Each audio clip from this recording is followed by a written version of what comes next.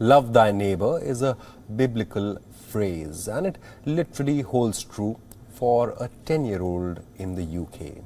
The Cub Scout has been sleeping in a tent.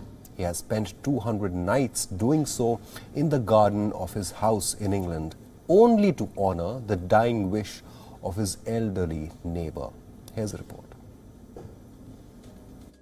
A 10-year-old Cub Scout, a tent, and a neighbor's dying wish.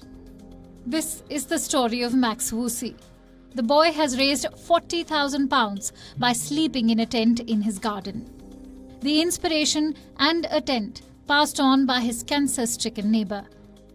All for their shared love of camping and adventure.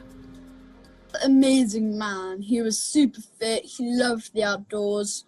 If you saw his tent, if you saw his car, sorry, and it wasn't in his house, he'd be doing active things like going to the gym or going on the water sports like kayaking and paddleboarding, or he'd be camping.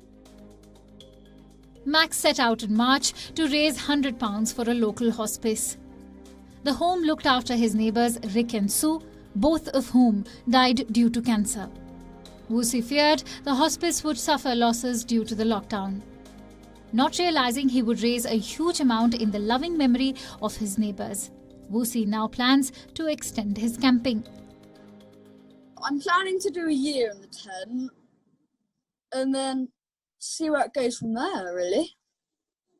Then he's coming inside. No, I'm not. I'm not. From coping with red marks left by an ant's nest to weathering night storms, Max and his tent are inseparable. Woosey enters his house only to eat, shower and study. Bureau Report, WION World is One. Co-presented by Skoda. Simply clever.